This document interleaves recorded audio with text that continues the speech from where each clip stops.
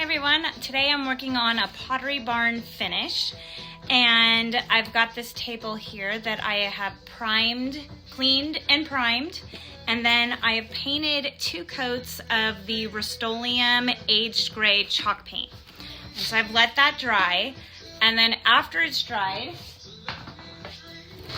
I did a wash over the entire thing in the water-based General Finishes Gray Stone. And so in the crevices of the wood where it's not smooth, it is definitely taken on a darker color, which is pretty cool because it gives you that variation between the wood tone. So I've done that. I waited 24 hours to let that dry. Then I came in with my cathedral taupe in a dry brush method using a chip brush, and I lightly went over the surface and just gave it some lighter tones throughout the wood. I've let that dry, and now I am using the decorative glaze, the Java Brown by Rust-Oleum, and what I've done is I've painted it on, and I've used this brush here, which I got from the tile section in Home Depot, and I pull it through. And then once I've pulled all of that paint glaze kind of off, then I take 2 floppy brushes. See, it's wet, but it was floppy. And I have patted down the surface. Then I use another one because this one is now wet and this one's drier. And I've tapped it again.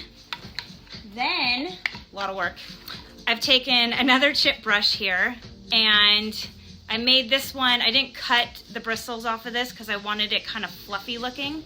And then I just pull this down nice and soft and gently just to kind of create that smooth, not so lined markings that this normally gives, but just to kind of smooth out those lines so that you're still getting the variation in between the wood tones. Okay, so this is where I've started off. I have that gray table and I did the gray wash over it, and you can see that different tone of color, and then that's that cathedral taupe that I dry brushed onto here. And then I did some splatters on there too that you can see those little dots. Okay, so I'm going to show you guys a close-up of how exactly you do this technique. So I've already painted the gray base, the gray wash, and then the highlight in a dry brush.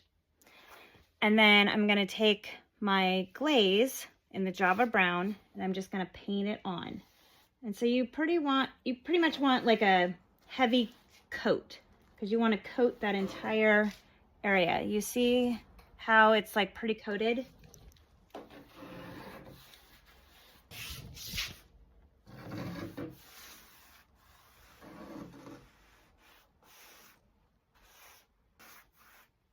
And it's good to use a chip brush so that you're already getting those lines. I take this tile brush and I am just gonna drag and pull.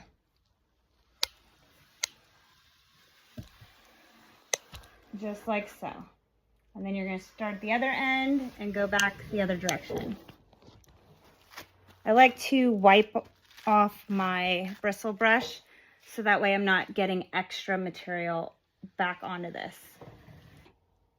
It's got all those pull drag marks through here. Now, as you can see, this brush is angled. I like to use an angled brush so when I'm getting in the corners, I can just use the tip of it. Tap this in the direction of the grain. And I'm just gonna slap it. And now those lines are disappearing. And it's kind of making like those little slap marks where you can still see the lines in between, but then it's like muddled. And I'm gonna go over here.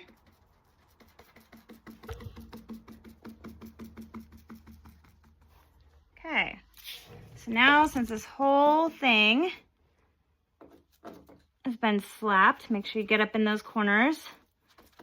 Go over it one more time.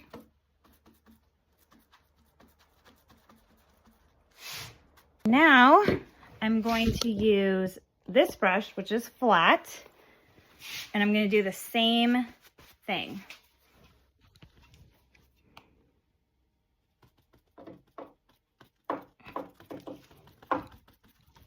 And the reason why I switch brushes is because in the process of doing this, you're pulling off the glaze. And I like to make sure that my brushes have time to kind of dry in between. That's why I like to switch them. And I also like to wipe them off, because I'm trying to have the bottom layer show through this top portion. Okay, so now since we're done,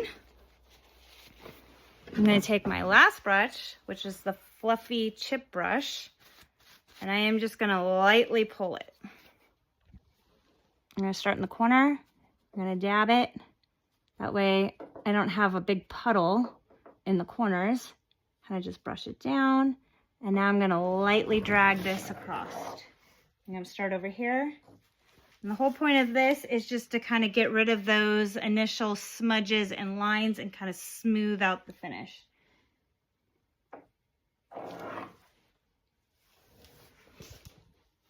And if you don't like the way it looks, just put some more glaze on it and keep working it and play around with it.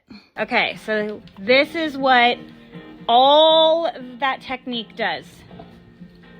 Look at this. See how that brush kind of just patted out those lines? And now you're getting that nice Pottery Barn finish. Okay, everybody stay tuned for the final results. Make sure to like and subscribe for more. See you on the flip side.